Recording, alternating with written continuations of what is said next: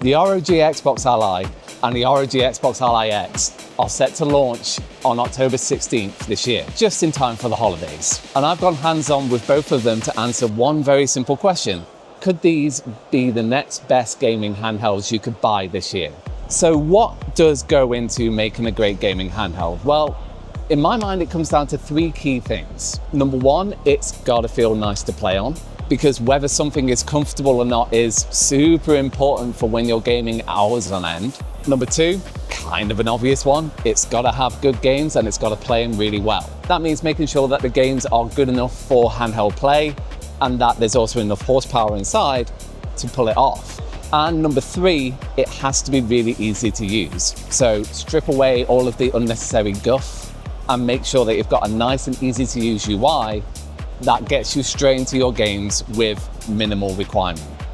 But before that, if you want more videos like this, I'm gonna have to point down to the like button and the subscribe button somewhere on this video with the Ally consoles. So let's start at the beginning. You pick up an ROG Xbox Ally or Ally X, and I gotta be honest, this is the most comfortable PC gaming handheld that I've ever held. Definitely a little bit thicker than a lot of your other standard gaming handhelds, and that comes down to these much more pronounced grips, which makes it a lot easier to hold on to and a lot more comfortable to play on for a very long time. Alongside that, you've got your standard array of everything that you saw on other versions of the ROG Ally. So you've got a micro SD card slot, 3.5mm headphone jack, power on off switch, volume controls, and two USB-C ports. On the Ally X, one of them's USB 4, and on the standard Ally, you've got two USB-C 3.2.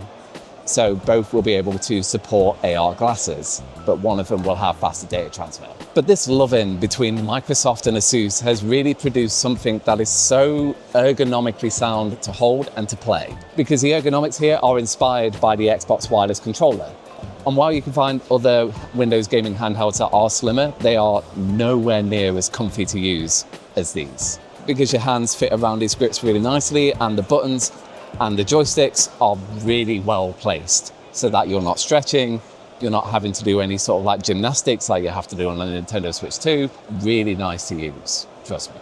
Next is the games, and you've got a whole bunch of things at play all kind of coming together to make for a really strong proposition for the ROG Xbox Ally and Ally X. So with Xbox Play Anywhere and the handheld compatibility program, you've got thousands of games that are not only supported on this handheld, but also the power inside makes the most of it. So in the ROG Xbox Ally, you've got a Ryzen Z2A chipset with 16 gigs of memory. And on the ROG Xbox Ally X, you've got a Ryzen Z2 AI Extreme chipset with 24 gigs of memory.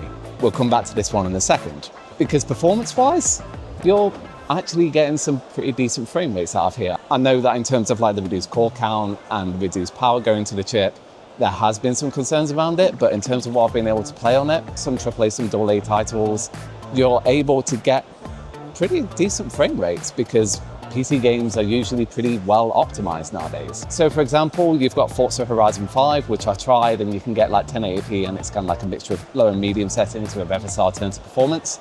You can get that about 45 to 50 frames a second, which is perfectly fine for gaming on the go. And if you go into something that's been a lot more optimized for a PC handheld, something like Tony Hawk's Pro Skater 3 and 4, you can easily find yourself at around about 60 frames a second. Obviously, something like this, if you were to really test it, you are going to see that frame rate reduce. But if you are wanting the peak of visual fidelity coming out of these things, that's when I turn your attention to this one, because the numbers that I managed to get are insane. So for example, I've ran Doom the Dark Ages on here, and with 1080p at medium, with FSR turned on, I'm able to get 83 frames per second on average. Moving on over to Gears of War Reloaded, this was set to a mixture of ultra and high settings as well. That was a rock solid 60 frames per second. These numbers are unheard of in gaming handhelds. And the games do all look great on the 7-inch 1080p display. Obviously, you can get bigger screen sizes in other handhelds, but I feel like 7 inches is just the right size in terms of like it maintaining portability, but then also the screen is a little bit more condensed down, so those textures look that little bit extra crispy. And of course, you've got variable refresh rate as well, so you can really stretch it to that 120 Hertz. Now, I know what you're thinking. You're thinking, Jason, You've tried other handhelds that have basically this same chip inside. Why is this one faster by quite a noticeable amount? It comes down to the software.